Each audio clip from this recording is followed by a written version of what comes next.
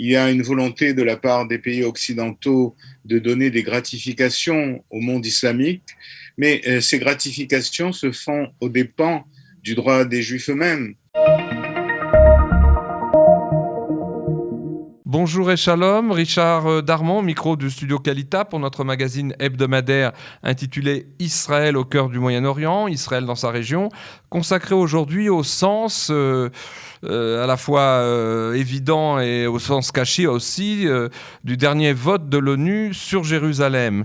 Avec nous pour en parler, en ligne depuis Tel Aviv, Shmuel Trigano. Bonjour et shalom, Shmuel. Bonjour. Vous êtes professeur des universités, sociologue, philosophe et figure intellectuelle marquante du monde juif français installé à Tel Aviv depuis presque 3 ans, là même où vous avez lancé dès votre arrivée Menorah.info, un site internet très complet et pertinent d'analyse sur la société et l'identité israélienne. Et aussi, vous avez lancé l'association Dialogia qui organise régulièrement des rencontres sur ces mêmes thèmes et qui a déjà lancé l'un après l'autre en 2017, 2018, en 2019 et 2020 4 séminaires, chaque fois de 2 jours, intitulés les colloques des intellectuels francophones israéliens qui se tiennent à Tel Aviv. Shmuel, vous êtes aussi et surtout l'auteur en 3 décennies de plus d'une trentaine d'ouvrages, une œuvre impressionnante, des ouvrages de réflexion sur l'identité, l'histoire, la sociologie et la philosophie juive, dont certains ont analysé sur le fond la question palestinienne, et puis qui déploient une réflexion sur le sens du sionisme. Et l'un des derniers livres que vous avez fait paraître s'intitule « Le nouvel État juif ». Il a d'ailleurs été écrit en français et ensuite été publié en hébreu. Et puis il y a aussi les impressionnants volumes que vous avez lancés il y a beaucoup plus, je crois, une quinzaine d'années, 4 impressionnants volumes de la série d'ouvrages collectifs que vous avez fait paraître en tant que coordinateur et écrivain aussi aux éditions Fayard en France, et qui s'intitule « La société juive à travers l'histoire ». Alors, à propos de ce vote tout récent de l'ONU, vous avez publié il y a quelques jours une analyse sur votre site, une analyse qui s'intitule « Jérusalem n'est plus en Jérusalem ». Or, ce n'est pas la première fois, ce sera ma première question, que l'ONU et ses appendices, comme l'UNESCO aussi, l'organisation culturelle de l'ONU, nient tout lien entre Jérusalem et le peuple juif. Alors, la question c'est, qu'est-ce qu'il y a de différent dans ce dernier vote onusien, à part son côté scandaleux ? C'est un peu la même ligne de pensée, ce n'est pas tellement différent. Disons que c'est une autre occurrence de cette réécriture de l'histoire qui concerne Israël et le peuple juif. J'essaye de comprendre ce phénomène. Bien sûr qu'il y a des calculs politiques, il y a une volonté de la part des pays occidentaux de donner des gratifications au monde islamique, mais ces gratifications se font aux dépens du droit des Juifs eux-mêmes. Mais pour le comprendre, il y a des dimensions plus larges que la dimension plus politique et de la politique politicienne. C'est qu'en fait, on se rend compte qu'au cœur de l'hostilité d'Israël, au bout de tant d'années d'hostilité, qu'au cœur de cette hostilité, il y a un imaginaire qui est un imaginaire religieux. Ce que je voudrais dire, c'est qu'il peut y avoir un imaginaire religieux sans religion, sans religiosité, parce que cet imaginaire, il a forgé les grandes civilisations dans lesquelles nous nous trouvons. Et si nous prenons en compte les 2 religions qui sont nées du judaïsme, à savoir le christianisme et l'islam, on se met en quête, en quelque sorte, des raisons qui font que, par exemple, la France ait voté pour qu'on appelle le mont du Temple Haram el-Sharif ou qu'on appelle Jérusalem el-Quds, des noms qui, bien sûr, sont en usage dans le monde arabo-musulman, mais qui ne correspondent pas à la totalité de l'histoire. Regardez, Shmuel, juste par rapport parce que c'est peut-être un manque de ma part, mais je voudrais lire les 3 lignes qui introduisent votre réflexion pour que les auditeurs cernent mieux le centre de gravité de notre échange. Vous écrivez au début de cette analyse, je cite, « Cette résolution entérine la résolution de l'ONU dont on parle, entérine la manipulation des islamistes qui ont décrété que toute la montagne du temple antique était incluse dans le périmètre de la mosquée El-Aqsa, à savoir ipso facto un lieu de culte exclusif pour les les musulmans et donc interdit aux juifs sur toute l'étendue en dehors du bâtiment strict de la mosquée. Et donc, effectivement, c'est à partir de cette manipulation qu'il y a une dimension que vous développez ensuite dans la dimension, un soubassement, c'est ce que vous étiez en train d'expliquer, un soubassement à proprement parler religieux dans le point de vue des pays de tradition chrétienne notamment, qui ont soutenu cette prise de position scandaleuse. Et c'est le plus étonnant, c'est qu'elle nie les données historiques les plus élémentaires sur les liens anciens innombrables entre Jérusalem et le peuple juif. Et ce sont des choses qui sont connues des pays peut-être laïques, mais de tradition chrétienne. Et donc, comment expliquer cet aveuglement ? Puisque c'est un problème psychologique, c'est un problème d'antisémitisme qui se voile. Comment on peut expliquer ça ? Parce qu'ils connaissent, ils décryptent bien la manipulation islamique et musulmane. Alors pourquoi ils l'accréditent, en quelque sorte ? Non, et il devrait se demander comment Jésus a pu se rendre à El-Quds, à supposer que ce soit son nom permanent. Alors qu'il est clair qu'il se rend au temple de Jérusalem dans tous les textes du christianisme, ce qui veut dire en passant qu'il y a ici une renonciation à soi de la part du monde chrétien. Mais pour comprendre pourquoi il y a une telle animosité de principe, si l'on peut dire évidente, c'est que en fait, les deux religions nées du judaïsme sont en concurrence identitaire avec le peuple juif et le judaïsme. Dans la mesure où chacune de ces religions se sont instituées comme étant l'avenir du peuple d'Israël qui serait en faillite, qui serait défunt en quelque sorte. Ces religions déclarent qu'elles reprennent son message et sa vocation élective en quelque sorte. Et là, cette concurrence qui n'est pas évidente immédiatement permet de comprendre comment la présence d'Israël dans ce territoire, dans ce lieu-là, ou même l'existence de l'État d'Israël est un ébranlement profond de l'équilibre identitaire de ces religions. Si effectivement le peuple d'Israël est toujours vivant, s'il est toujours candidat à être sur le mont du Temple, c'est que, en partie, l'élection de ces deux religions est ressentie par les plus extrémistes de ces croyants ou de ceux qui héritent d'un héritage sans jamais en connaître les tenants et aboutissants. On comprend que la résurgence d'Israël pose un problème, qui est un tremblement de terre symbolique, on pourrait dire. Non, le peuple d'Israël n'est pas défunt, non, il ne s'est pas éteint, et il réapparaît sur les lieux mêmes de son histoire. Et là, les superstructures construites sur cette histoire sont ébranlées. Alors, ce que je dis là ne dépend pas nécessairement d'une foi véritable, etc. C'est un héritage imaginaire qui est dans l'imaginaire collectif. Vous savez, l'imaginaire social est une réalité. Alors, vous me dites, mais comment c'est une réalité ? Elle est construite de théologie, de perceptions problématiques, etc.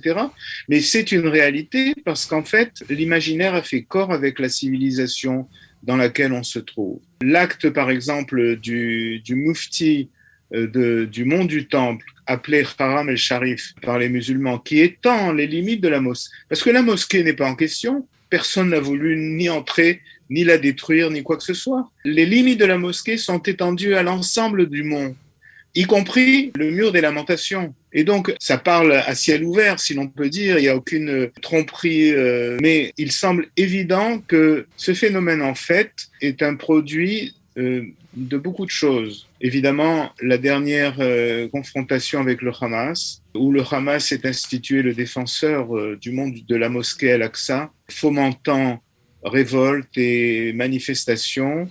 Il a tiré d'ailleurs des missiles sur Jérusalem pour la première fois, justement pour s'opposer à des actes que les Juifs faisaient, par exemple le défilé des drapeaux, qui est quelque chose de traditionnel, courant, traditionnel. Et donc la mosquée s'étend au-delà de ces murs en quelque sorte. Pourquoi ? Pour interdire toute entrée des Juifs qui, à l'heure actuelle, n'ont pas le droit de prier, même silencieusement. La police israélienne les traque à ce plan-là. Il y a quelque chose qui ne tourne pas rond ici. Et donc, si vous voulez, sur le plan de la rationalité, sur le plan logique, Ce qui est inquiétant, c'est que les puissances occidentales, je n'ai rien à dire que des nations musulmanes s'inscrivent dans ce discours, mais là où je ne comprends pas, c'est que des nations européennes cautionnent une telle falsification de l'histoire, une telle réécriture de l'histoire, qui rend finalement les Juifs des étrangers ou des envahisseurs d'un lieu qui est le saint des saints de leur histoire sur ce plan-là. Donc là, on est obligé d'invoquer des causes beaucoup plus profondes, beaucoup plus larges que les causes de la politique politicienne. Alors vous écrivez justement dans cette analyse à ce propos, je vous cite, outre la violence que représente cette opération d'écriture d'hier et d'aujourd'hui, elle révèle quelque chose qui en règle générale reste dans l'obscurité, à savoir le substrat religieux anti-judaïque ou non, selon les cas, qui préside au vote des États concernant Israël à l'Assemblée générale de l'ONU. J'entends que dans l'imaginaire politique collectif, même pour les États éloignés de leur passé religieux, le rapport aux Juifs, qui fut marqué tout au long de l'histoire par la religion, est toujours à l'œuvre aujourd'hui. Et donc, on a affaire à, comme vous disiez, un imaginaire. Mais notre discussion m'a fait penser à cette catégorisation qui était celle, en fait, du rabbin Léon Ashkenazi, Manitou,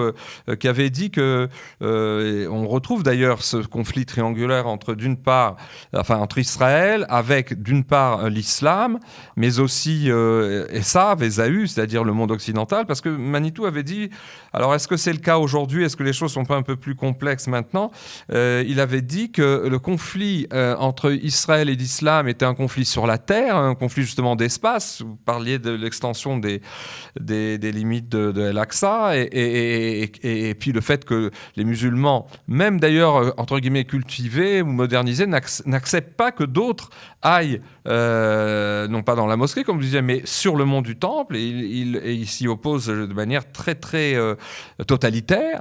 Et puis donc un conflit avec l'islam qui serait sur la terre, et un conflit avec le monde chrétien dont vous parliez, vous faisiez allusion tout à l'heure, qui serait lui plus théologique, un conflit sur le ciel. Avec donc le ciel et la théologie, en quelque sorte, avec le monde chrétien, et un conflit plus terrestre et plus géopolitique, on pourrait dire, avec l'islam. Est-ce que cette grille de lecture vous agrée quelque part par rapport à ces analyses ? Quelque part, oui, parce que l'oppression des Juifs dans le monde islamique a été politique avant d'être théologique, bien qu'inspirée de la théologie. Les Juifs sont restés une nation captive dans la Oumma. C'est la position du dhimmi. Alors que le conflit avec le monde chrétien a été un conflit théologique sur la divinité du Christ, etc. Bien, les Juifs étaient aussi enfermés dans les ghettos. Mais si vous voulez, le cadre des civilisations est différent. Alors, ce qui est intéressant aussi, c'est de remarquer la structure des livres saints. Les chrétiens gardent les Juifs dans l'Ancien Testament. Ils rajoutent le Nouveau Testament. Les musulmans effacent complètement les Juifs avec le Coran, qui est réputé comme étant la véritable parole de Dieu, les paroles bibliques n'étant que des falsifications. Je rajoute à ce duo les protestants. Les protestants naissent de redécouvrir la Bible hébraïque et de la retraduire. Et donc, j'essaie de montrer comment, dans le vote de l'ONU, les pays protestants, dont les États-Unis sont chefs de file, l'Angleterre, etc., ont voté contre la résolution de l'Assemblée générale de l'ONU, alors que des pays catholiques, notamment ceux du centre de l'Europe, pour lesquels leur identité est toujours actuelle, ont voté contre, mais la France, pays de l'Europe de l'Ouest, a voté pour. Elle a voté pour, et c'est le signe que finalement, elle a peu d'intérêt pour sa propre identité, parce que ce qui est en jeu derrière l'identité d'Israël sur ce plan-là, c'est sa propre identité. Donc on voit à la structure même des livres saints comment cette répartition. Et en fait, il y a un impact dans la réalité aujourd'hui, dans les votes, notamment à l'ONU. À part ça, il y a le Coran, dans cette dimension-là, se présente comme étant la parole divine. Le premier homme, Adam, était musulman dans la tradition islamique. Et donc, toute la terre lui appartient, si l'on peut dire. c'est toute la théorie du djihad qui est derrière cette conception-là. Donc, il y a une territorialisation dans la tradition musulmane, dans la tradition juridique, qui est en rapport spécifiquement avec la terre et la nature de ses occupants. Donc, ce que je vois là, c'est une continuité, en fait. Il y a là une structure civilisationnelle dont tout le monde est inconscient, croyant, non croyant, hostile à la religion, mais qui a structuré la vision des choses et notamment la vision des Juifs, Alors, qui aujourd'hui oui, va se réveiller. Alors justement, dans la fin de cette analyse, que je trouve utile de citer, parce que tout le monde ne l'a pas lu, vous écrivez que Israël et la religion juive sont l'objet d'une délégitimation déguisée de la part de l'ONU, je cite, qui contribue à faire d'Israël un État sans fondement historique. Et vous ajoutez, le problème cependant, c'est que le leadership israélien n'est pas lui-même au clair sur ce point. Soulevez un autre lièvre. En fait, la situation actuelle découle d'une défaillance morale et stratégique d'Israël. Quand le vainqueur de la guerre des 6 jours, Moshe Dayan, s'est retrouvé devant le mont du Temple, il a fui le face-à-face avec le destin juif qui remettait entre les mains de l'État d'Israël, donc alors agressé par la Jordanie, ce cadeau inattendu. Et on se souvient qu'il s'est écrié, vous le citez, « Que va-t-on faire de tout ce Vatican-là » Et il a remis les clés du mont du Temple au mufti jordanien, avec l'accord du gouvernement, mais aussi du Parti national religieux, le Mafdal, qui était censé être sioniste religieux. Donc on a affaire, finalement, nos problèmes avec ses voisins immédiats, c'est aussi nos problèmes d'identité personnelle, on pourrait dire. Collective, avant tout, dans la mesure où je trouve que c'est une scène fascinante de l'histoire juive, cette scène de Moshe Dayan, d'imaginer... En 67, en juin 67, oui. Oui, comment dans son cerveau se sont télescopées des histoires entières. En fait, il n'a pas eu la force ni l'audace d'assumer cette dimension du destin. Est-ce qu'Israël incarne à ses yeux même le Netzach Israël, justement, ce qu'on peut appeler l'éternité d'Israël? C'est une notion biblique, à savoir, très simplement, l'idée que l'Israël contemporain est l'aboutissement d'une très longue histoire et qu'il y a un lien intrinsèque entre ces époques. Une continuité, en fait. Une continuité. Et donc, la question se pose à la fois sur le plan moral, mais aussi sur le plan culturel, civilisationnel. Comment cet héritage est-il entré ou n'est-il pas entré dans la culture israélienne? Alors là, j'ai intitulé un de mes derniers livres sur l'État juif, Par-delà la normalité, dans la traduction israélienne, le nouvel État juif par-delà la normalité. Le projet de la normalité était le projet de redevenir comme les autres, ce qui est une idée bizarre, mais qui est déjà présente dans l'histoire du prophète Samuel, où les Hébreux demandent un roi comme les autres. Et donc, si vous voulez, cette volonté a fait qu'il y a eu une sorte de dissociation entre le peuple juif vivant et cet héritage considérable qui le forme. Et là, c'est là où, en fait, il y a l'hésitation de Moshe Dayan a été d'abord une catastrophe politique. Pourquoi? Parce que le mouvement islamiste israélien, oui, il y a un mouvement islamiste israélien, il faut le savoir, dont une partie est représentée à la Knesset. Le mouvement islamiste israélien s'est inscrit dans cette mosquée comme il a bien compris qu'il y avait une défaillance morale du peuple juif. Et donc, ils se sont installés dans cette mosquée à partir de laquelle ils menacent la sécurité, la paix, Israël, etc. Et donc, il y a là une structure, la défaillance de Moshe Dayan a ouvert la porte à cet abcès de fixation. Donc, au sein même de la souveraineté d'Israël, il y a un lieu qui lui échappe.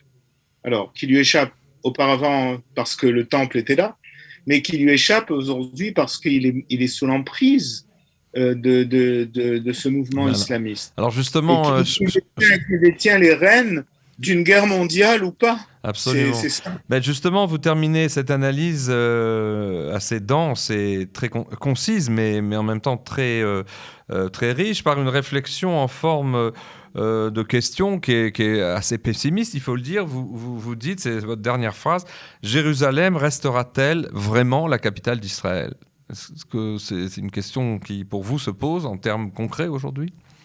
C'est une question qui se pose en termes concrets, car vous n'êtes pas sans savoir qu'il y a une dégradation générale de la sécurité dans l'État d'Israël aujourd'hui, et notamment à Jérusalem, où des quartiers sont souvent caillassés, où les bus sont également caillassés, qui circulent dans certains quartiers entre les villes alentours, etc.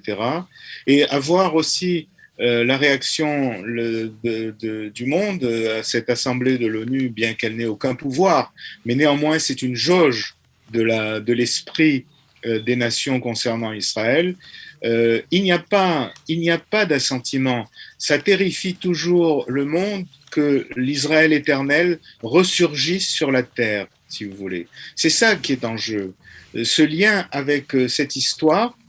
Or, ici, il s'agit de dénier tout lien avec cette histoire, comme si il n'y a jamais eu de temple de Jérusalem, d'État juif, etc., très longtemps avant l'invasion islamique. Et l'Empire ottoman. Donc, si vous voulez, il y a là, ici, un problème à la fois de réalisme historique, de réalisme politique, mais aussi d'un imaginaire qui fomente des explosions à venir, parce qu'il ne faut pas négliger le fait qu'il y aura des explosions autour de ce lieu-là. Écoutez, Shmuel, merci. On aurait beaucoup à dire. Notamment, vos derniers mots m'ont fait penser à cette phrase de De Gaulle dans sa fameuse conférence de presse de novembre 67, où justement il faisait allusion pour se déclarer contre la présence israélienne à Jérusalem, au rêve d'une ancienne grandeur, avait-il dit à propos du peuple juif. Et finalement, cet héritage, on y est en plein dedans. Je vous remercie d'avoir consacré du temps à ce sujet et aux auditeurs du studio Qualita. Merci de nous avoir écoutés et à très bientôt, à la semaine prochaine pour notre magazine. Merci, Shmuel.